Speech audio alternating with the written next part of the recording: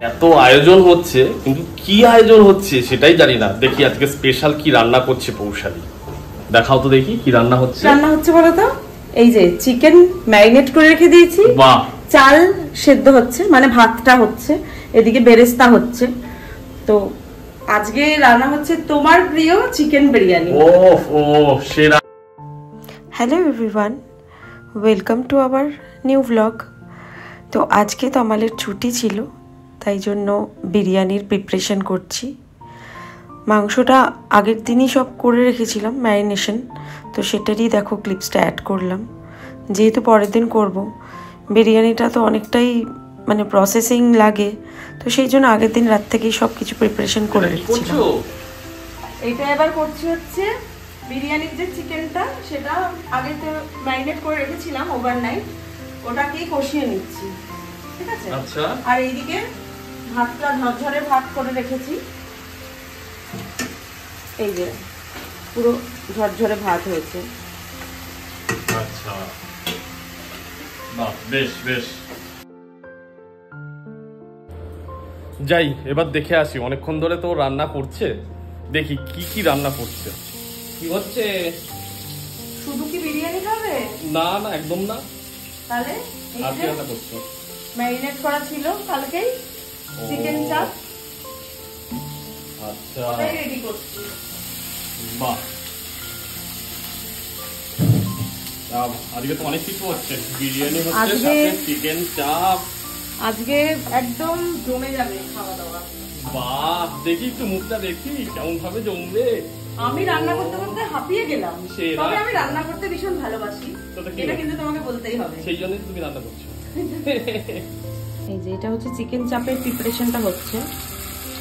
চিকেনগুলো আগে যে মশলাটা করেছি ওটা তো বেটে নিয়েছি, আর হচ্ছে এবার চিকেনগুলো একটুখানি রোস্ট করে নেব।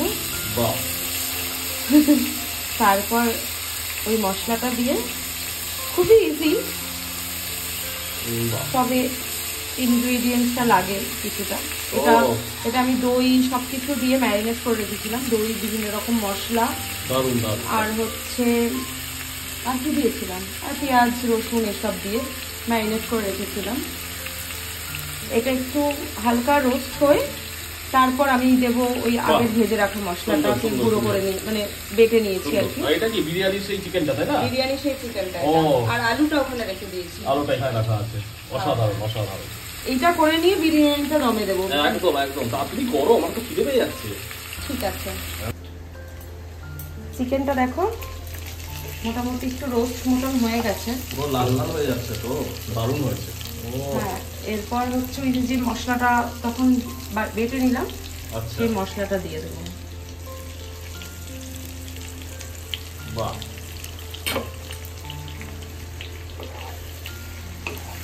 এবার এই মশলাটা দিয়ে কষিয়ে দেবো।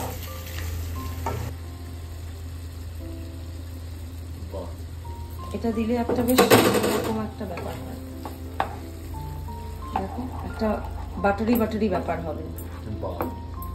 মানে তুমি মোটামুটি এখন রেস্টুরেন্টের খাবার বাড়িতেই পেয়ে যাচ্ছ, তার জন্য কিন্তু তোমার আমাকে ধন্যবাদ দেওয়াটা উচিত। ধন্যবাদ ধন্যবাদ, অশেষ ধন্যবাদ, তোমার কৃপায় আমি ভালো ভালো খাবার খেতে পাচ্ছি।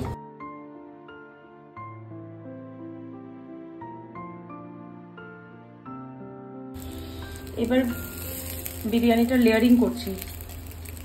আচ্ছা, তুমি তো বলছিলে পুরোটা উল্টে দিয়ে দিতে। না না, ওরকম করে কি হয়? লেয়ারিং আমি ঠিক মতো বিরিয়ানি বানাতে পারবো না, সেই জন্যই তো তুমি করছো। লেয়ারের ফার্স্ট স্টেপে তাহলে কি যাচ্ছে? ঘি। সুন্দর।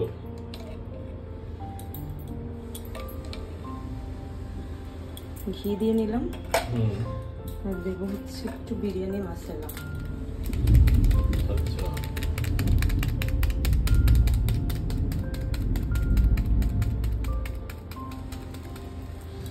আর দেবো হচ্ছে নুন।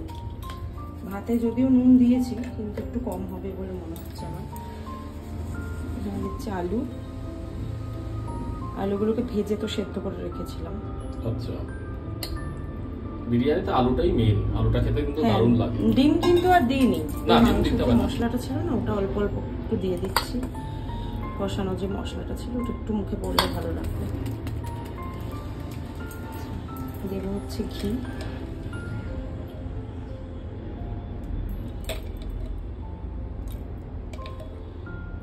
বিরিয়ানিতে ভালো ঘিটাই মেন।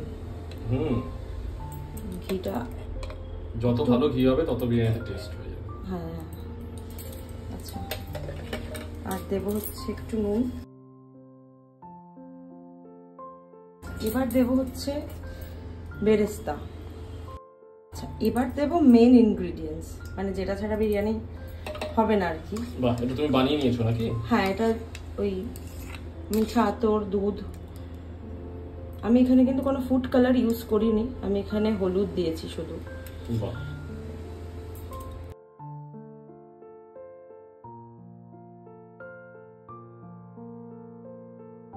তুমি তো দেখছি রেস্টুরেন্টের মতো করছো ব্যাপারটা পুরো।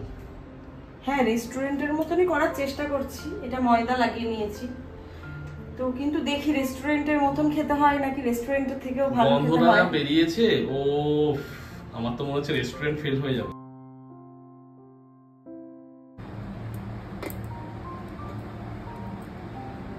ওয়াও, ও কি গন্ধ বেরিয়েছে, বিউটিফুল।